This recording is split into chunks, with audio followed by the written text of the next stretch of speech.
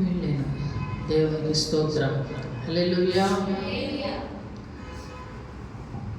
పుట్టినది మొదలుకొని కుంటివాడైన ఒక మనుష్యుడు, పుట్టినది మొదలుకొని కుంటివాడైన ఒక మనుష్యుడు దేవాలయం దగ్గర మోసుకొని పోబడుచున్నాడు. ఆ మనుష్యుడు పుట్టినది మొదలుకొని కుంటివాడు. ప్రతిదినము వాడిని దేవాలయం దగ్గరకు భిక్షం అడిగేదాని కొరకు కొంతమంది, కుంటివాడు గనక, నడవలేని స్థితిలో ఉన్నాడు గనక వాడిని ఎత్తుకుని వచ్చి దేవాలయపు మెట్ల దగ్గర అతన్ని ఉంచుచు భిక్షము అడుక్కొనటం, చీకటి పడిన తర్వాత అతన్ని తీసుకుని వెళ్ళిపోవటం, మరలా తెల్లారి మరలా తీసుకుని రావటం, ఇది యథావిధిగా అతని జీవితంలో జరుగుతున్నటువంటి కార్యం, అతని జీవితంలో జరిగేటువంటి విధానం. ప్రతి దినము అలాగున దేవాలయము ద్వారము దగ్గర అతనిని ఉంచుచూ వచ్చింది. ప్రతి దినము దేవాలయ ద్వారం దగ్గర అతన్ని అట్లా ఉంచుచూ వస్తున్నారు. అతను చేసే పని ఏమిటి? భిక్షం అడుక్కొనటం, ఎవరన్నా ఇచ్చింది తీసుకుని వెళ్ళటం. తన యొక్క మనస్సు, తన యొక్క ఆలోచన దానికే పరిమితం అయిపోయింది. దేనికి పరిమితం అయిపోయిందంటే, ఇక నా జీవితంలో నా బ్రతుకు అంతా ఏమవుతుంది అని అంటే, ప్రతి దినము నన్ను ఎవరో కూడా ఇక్కడ తీసుకుని వస్తారు, నేను భిక్షం అడుగుతాను, నాకు ఏదో ఒకటి ఎవరో ఒకరు ఇస్తారు, దానితో తిరిగి వెళ్ళిపోతాను, మరలా వస్తాను. నా జీవితంలో తిరిగి బాగుపడే సూచనలు ఇక ఎప్పటికీ లేవు, ఎప్పటికీ ఇక లేవు అనే విషయం ఆ వ్యక్తికి తెలిసి తన మైండ్ అంతా కూడా ఇక బాగుపడాలి అనే ఆలోచనే అతని మనసులో, ఇంకా నేను బాగుపడతాను, లేకపోతే ఈ స్థితి దాటి నేను మెరుగైన స్థితిలోనికి వెళతాను అనే ఆశ కానీ, ఆలోచన కానీ, ఊహ కానీ అందనంత ఎత్తులో ఉన్నది. అది ఊహించడానికి కూడా ఆ ఊహ కూడా అనవసరం. ఎందుకంటే తాను ఉన్నటువంటి పరిస్థితి ఎటువంటిదంటే, తాను ఉన్న స్థితి ఎటువంటిదంటే ఊహించుకోవడానికి కూడా హద్దు ఉండాలంటారు. నీ స్థితి, నీ పరిస్థితిని బట్టి ఉండాలిరా ఊహలు. పగటి కలలు కన్నట్లుగా ఓ కనేసుకుని గాల్లో మేడలు కట్టుకోవద్దు. గాల్లో మేడలు కట్టుకోవటం కాదు జీవితం అంటే. ఊహించుకోవడానికి కూడా నీ స్థితి బట్టి ఊహ ఉండాలంటారు. ఒక చిన్న ఇంట్లో మనం ఉన్నట్లయితే మన ఊహ కాస్త ఏదో కొంచెం మెరుగైన ఇంట్లోకి వెళతాం, అంతవరకే. ఏదో చిన్న జీతాన్ని మనం తెచ్చుకోగలిగితే దానికంటే ఇంకొంచెం ఎక్కువ జీతం తెచ్చుకుని బ్రతకగలుగుతాం, అంతవరకే. మన ఊహ అంతవరకే. ఒక లిమిట్ మనం ఏర్పాటు చేసుకుంటాం, అంతకు మించి మనం ఊహించుకోలేము కూడా. ఎందుకనంటే మన స్థితి మనకు తెలుసు గనక. నీ స్థితి నీకు తెలుసు గనక. దేవాలయపు ద్వారం దగ్గర ఉన్నటువంటి వ్యక్తి స్థితి తనకు తెలుసు. అందుకనే తన జీవితంలో తను ఎప్పుడు రావడం, భిక్షమెత్తుకోవడం, వెళ్ళిపోవడం, రావడం, భిక్షమెత్తుకోవడం, వెళ్ళిపోవడం. ఒక దినాన దైవజనులు పేతురు, యోహాను గారు వారిద్దరూ దేవాలయం దగ్గరకు వచ్చారు. వారిద్దరూ దేవాలయం దగ్గరకు రాగానే అందరినీ అడిగినట్లే వారి దగ్గర నుండి కూడా ఏదైనా వచ్చనేమోనని చేయి చాపి అడిగాడు. పేతురు, యోహాను గారు దేవాలయంలో ప్రవేశించబోనప్పుడు వాడు చూచి భిక్షమడుగగా పేతురు యోహానును వాణ్ణి తేరి చూచి మా తట్టు చూడుమని అనిరి. వాడు వారి యొద్ద ఏమైనా దొరుకునని కనిపెట్టుచు వారి యందు లక్ష్యముంచెను. వారు ప్రవేశించుచుండగా ఇతను వారి వైపు చూస్తూ చేయి చాపి భిక్షం అడుగుతున్నాడు. ఏవైనా మాకేవు, 1 రూపాయి, 1 దేనారు, 2 దేనారాలు, ఎంతో కొంత మాకు అందరిలాగానే వీరు కూడా ఏదైనా ఇస్తారేమోనని ఆశతో ఎదురు చూస్తున్నాడు. వాళ్ళు జేబులోంచి ఏమీ తీయట్లేదు, పై జేబులోంచి తీయట్లేదు, కింద జేబులోంచి ఏమీ తీయట్లేదు, కానీ నా తట్టు చూడు అంటున్నారు వాళ్ళు. మా తట్టు చూడమనగానే వాడు చాలా ఆశతో ఆసక్తితో చూస్తున్నాడు. అంటే ఇంకా ఏదైనా విలువైనది, ఏమన్నా బంగారం, లేకపోతే ఏదైనా బంగారం కాయిన్ కానీ, లేకపోతే ఏదైనా చిన్న ఉంగరం కానీ, ఏదైనా విలువైనది వీరేమన్నా ఇస్తారా? ఎందుకనంటే ఎవడో కూడా మా తట్టు చూడమని ఎవరు అనరు కదా.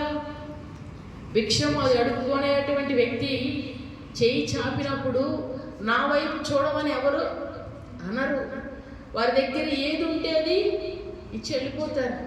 కానీ వారు మా తట్టు చూడము, నీవు మా తట్టు చూడమన్నప్పుడు వాడు వారి వైపు చూస్తూ వారి మాటల మీద లక్ష్యం ఉంచి, వారి మీద లక్ష్యం ఉంచి వారి వైపు చూస్తున్నాడట, తేరి చూస్తున్నాడట. దేనికి అంత ఆశతో ఎదురు చూస్తున్నాడు తెలుసా? ఇంకేదైనా ఒక పెద్ద కట్ట ఏమన్నా ఇస్తారేమో. వీరు అందరిలాంటి వారు కాదేమో, అందరూ ఇచ్చే 1 రూపాయి 2 రూపాయలు కాదు, స్పెషల్గా ఏమన్నా బహుమానం నాకేమన్నా ఇస్తారేమో అన్నట్లుగా వాడి ఆశతో ఎదురు చూస్తున్నాడు. వాడి ఆశను, వాడి చూపులను గ్రహించినటువంటి పేతురు యోహానులు అంటారు, మా యొద్ద నీవు ఆశించినట్లుగా, నువ్వేదో లోపల ఊహించుకున్నట్లుగా, తలంచినట్లుగా వెండి బంగారములు మా యొద్ద లేవు, కానీ మా యొద్ద ఉన్నదే నీకు ఇస్తున్నాము. మా యొద్ద ఉన్నది ఏమిటో తెలుసా? మా యొద్ద ఉన్నదే నీకు ఇస్తున్నాను. మా యొద్ద ఏమున్నది?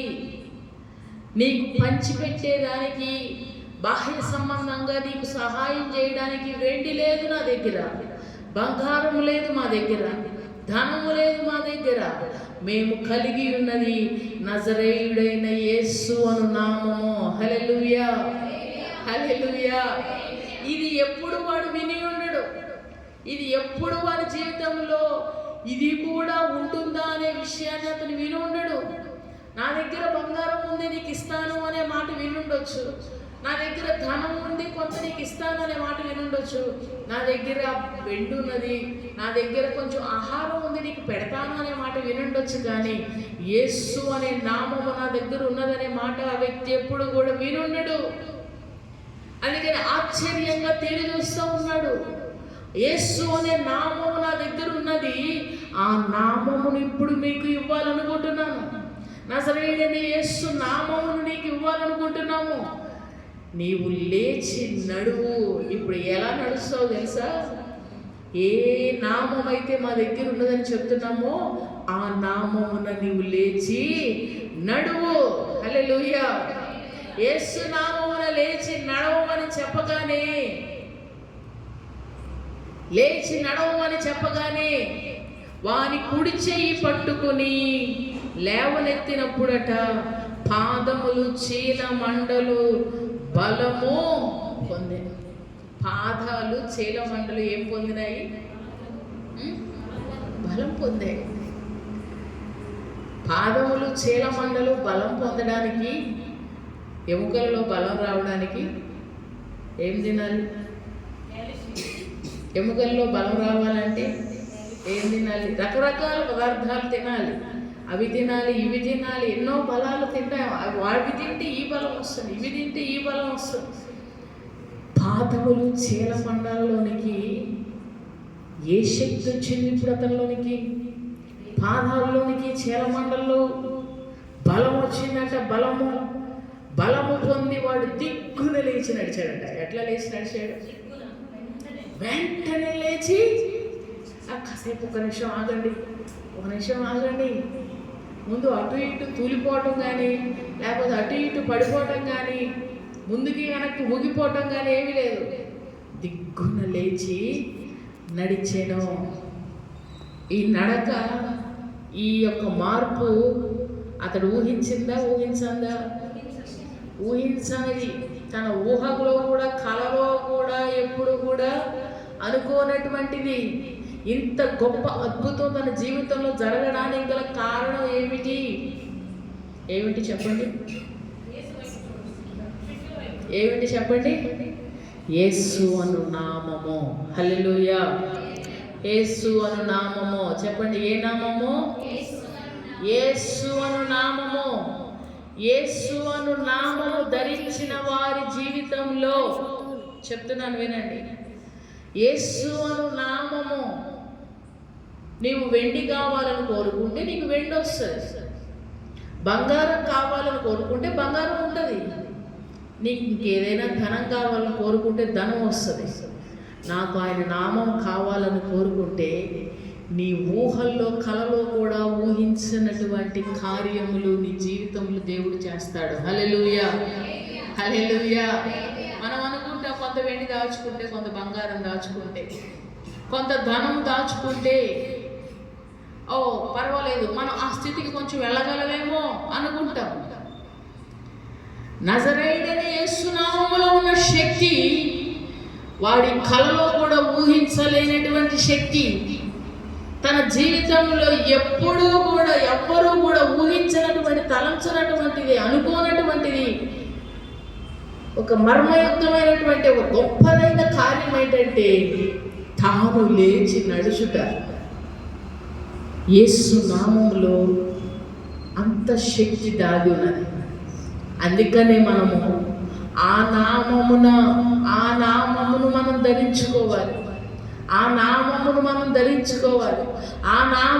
మనము శక్తిని పొందుకోవాలి. ఆ నామములో మనము సకల విధములైన కార్యములు చేయుటానికి పూనుకోవాలి. హల్లెలూయా.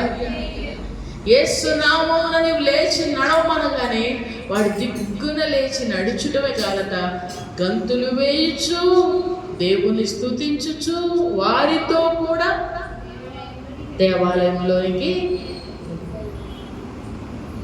ఈరోజున చాలా మంది దేవాలయం ద్వారమునొద్దనే కూర్చున్న భిక్షగాని వలె సంవత్సరాలు ఎన్ని గడుస్తూ ఉన్నా అలాగే కూర్చొని ఉంటారు. సంవత్సరాలు ఎన్ని గడుస్తున్నా ఎప్పటికీ ఒకటే తీరు, ఒకటే విధానం, ఇక అదే స్థితి, అదే బెంచి, అదే ప్లేసు, అదే ప్రార్థన, అదే పాట, అదే అదే అదే అదే ఒక్క అడుగు కూడా, ఒక్క మెట్టు కూడా ఎక్కలేని స్థితిలో కూర్చున్న స్థలంలోనే ఉన్నట్లుగా భిక్షగాడు దేవాలయం దగ్గర కూర్చున్నట్లే చాలా మంది అక్కడనే కూర్చుని ఉంటున్నారు.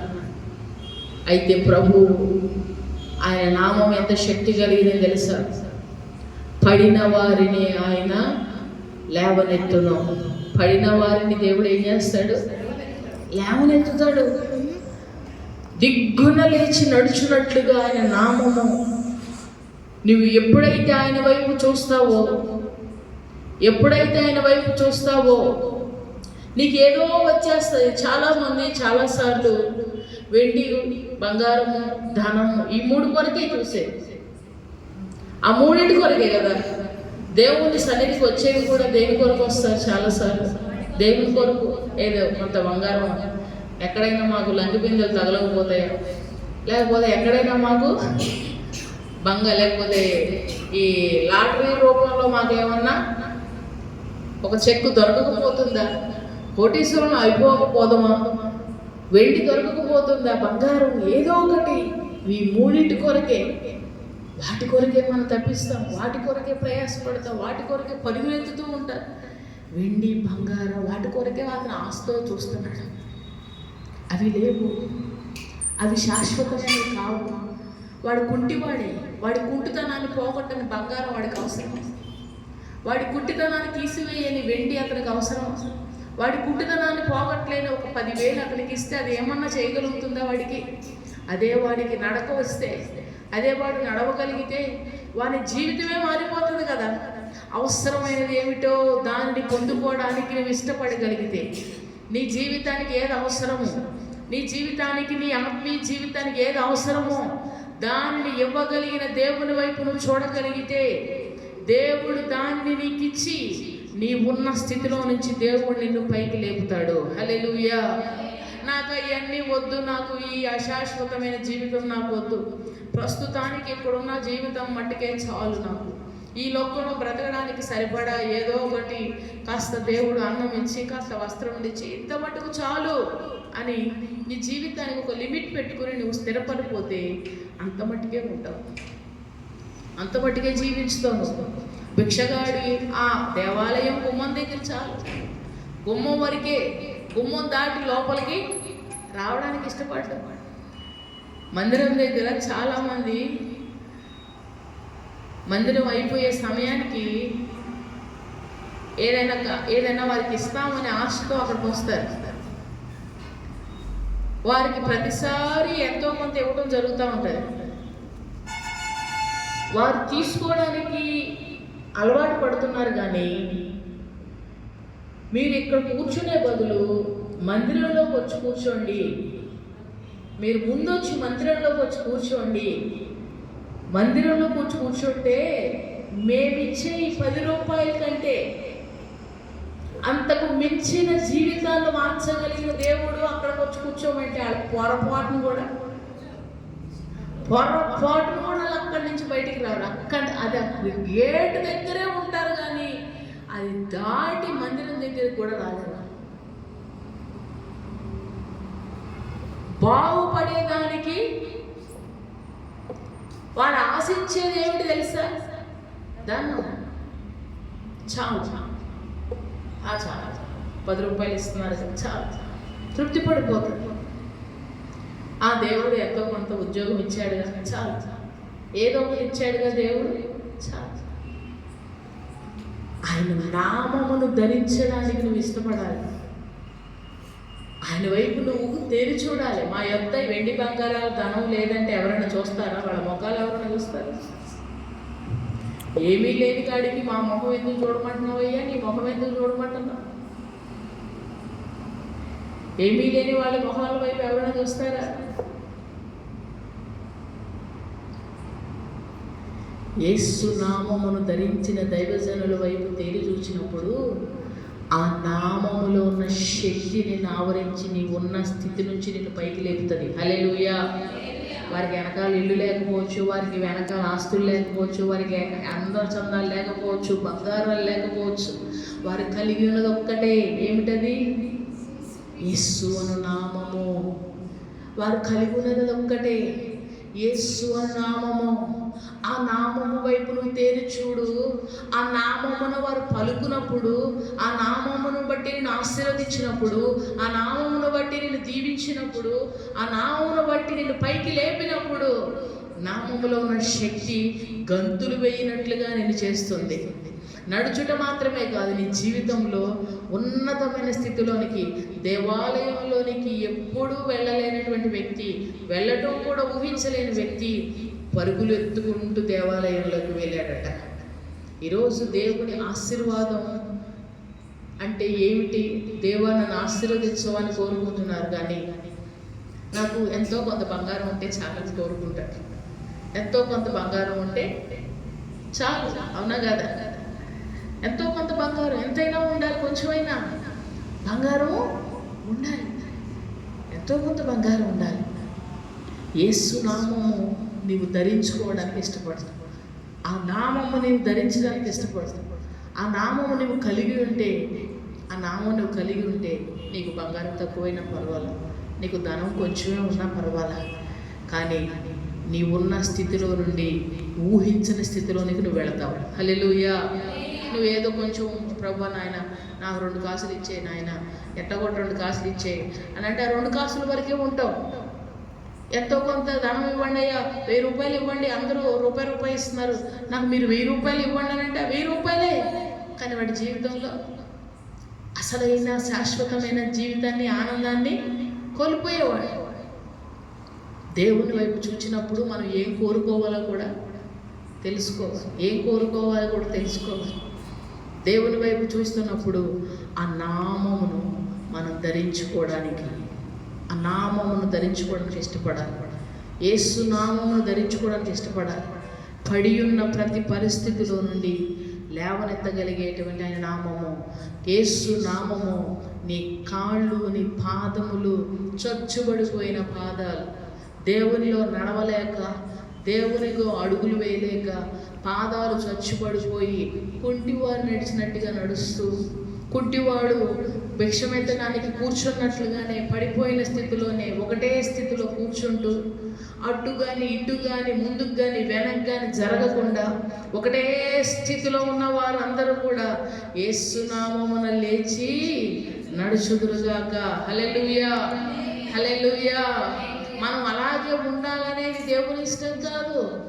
దేవాలయాల్లోకి వెళ్ళే వాళ్ళందరూ వెళుతున్నారు, కానీ గుమ్మం బయట దగ్గర ఉన్న వాడు రావాలని ఎవరైనా కోరుకుంటారా? కానీ దేవుడు అతని ఎడల ఒక ప్రత్యేకమైన ఆలోచన కలిగి ఉన్నాడు. గుమ్మము బయటనున్న వ్యక్తినే దేవుడు విడిచిపెట్టినప్పుడు, దేవాలయంలో కూర్చున్న నీ విషయంలో దేవుడు ఒక ఆలోచన కలిగి ఉన్నాడు. మందిరంలో కూర్చుంటున్నావు, కానీ నీవు కూర్చున్న స్థితిలోనే ఉంటున్నావా? నడుస్తున్నావా? నడిచేవాడుగానే ఉన్నావా? గంతులు వేసే స్థితికి వచ్చావా? పరిగెత్తే స్థాయికి వచ్చావా? దేవుని పని కోసం, ప్రభు పరుగు కోసం పరుగు ఎత్తే రీతిలో నువ్వు వెళ్ళాలని ఆయన కోరుకుంటున్నాడు. హల్లెలూయా. మనం పరిగెత్తాలి ప్రభు పని కొరకు. అమ్మయ్య, చచ్చిన స్థితిలో నుంచి నేను లేచాను, అక్కడే సెటిల్ అయిపోకూడదు. లేచిన వాడు మెల్లగా అడుగేయటం ఆరంభించాను.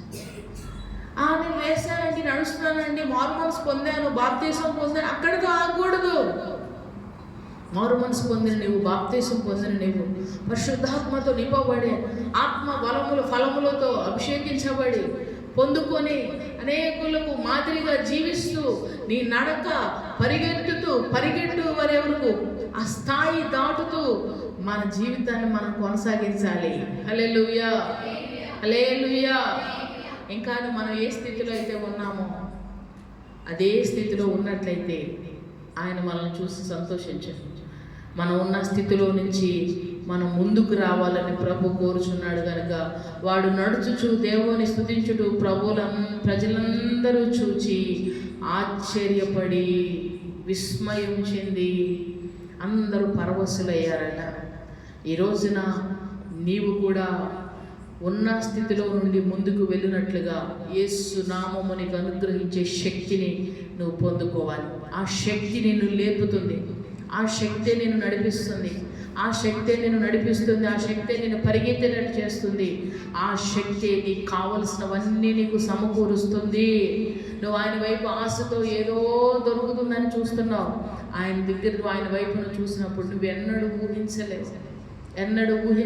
నీ స్థితికి మించిన కార్యం ఆయన శక్తి, ఆయన నామం చేయగలుగుతుందని విశ్వసిస్తే, ఆ నామములో ఉన్న శక్తి నేను ఆశ్రయిస్తే, ఆ నామము నిన్ను బలమైన ఉన్నతమైన స్థితిలోకి నిలబెడుతుంది. కనుక అందరూ కూడా మోకరించి ప్రభు సన్నిధిలో కొద్ది నిమిషాలు మనం ప్రార్థన చేసుకుందాం. మోకరించి ప్రార్థన